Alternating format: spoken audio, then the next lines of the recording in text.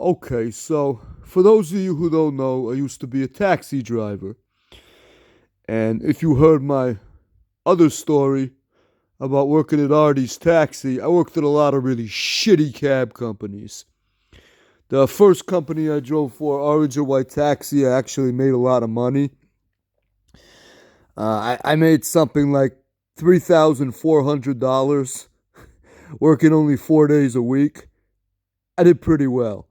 But after that, I had no fucking luck whatsoever. I went from company to company to company, and I never made shit.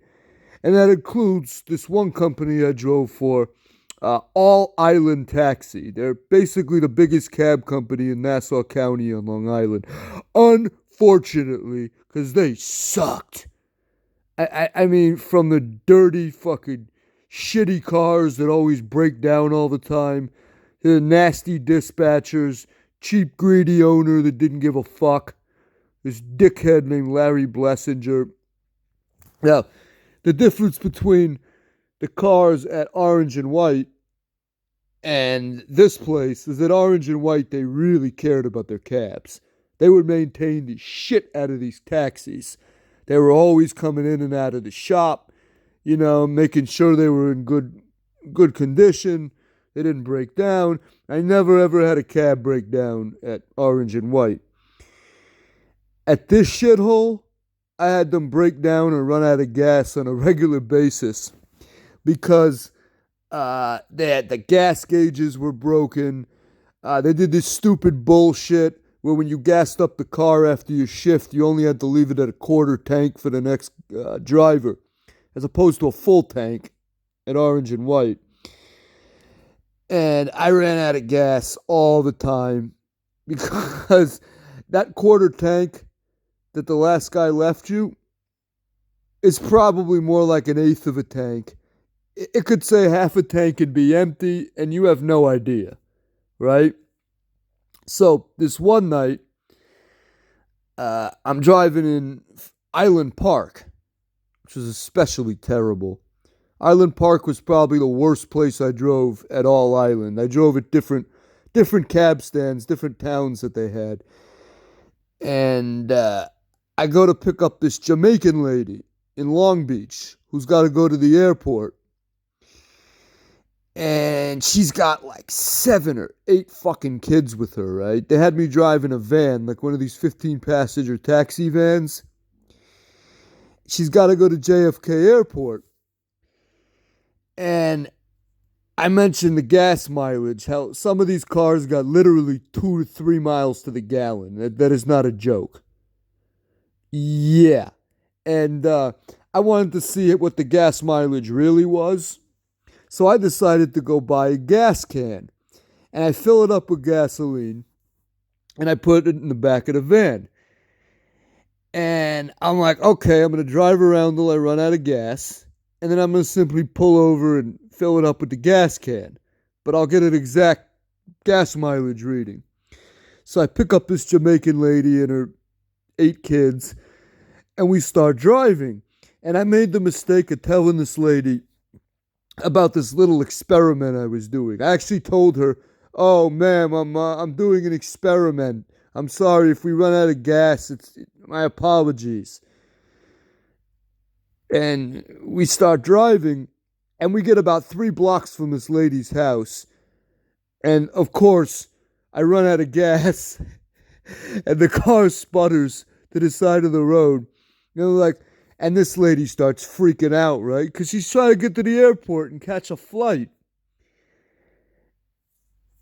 She just loses it. Boy, I'm trying to get to the airport. Me got to get a plane at the airport. And now the trap right down and boy, I do an experiment then, a lot of mercy. Me need to get a reliable taxi. And she just keeps going on and on and on and on. And I'm like, okay, I'm sorry. I'm going to fill it up right now and we're going to go. And I didn't understand that they have different size gas cans for different types of gas tanks. Like certain gas cans, like the hose is too short to fit in the tank and it won't work.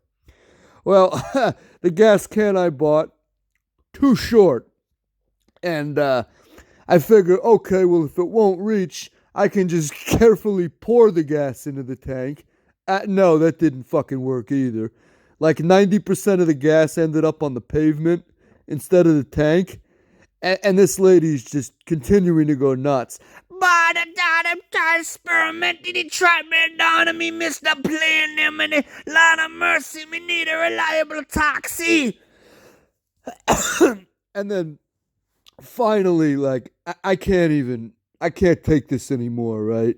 I'm barely making any money this particular night, like always. This crazy nutcase is screaming in my ear. And I can't even get any gas in the fucking van. I can't get enough gas in the tank to even drive to the airport. So I gotta call my dispatcher, and he sends another driver down to pick this lady up and take her to JFK.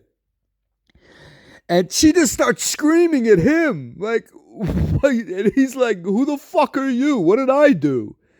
And he goes, "Lady, I don't know you. I don't care. Do not yell at me. I will just leave. I don't need this shit."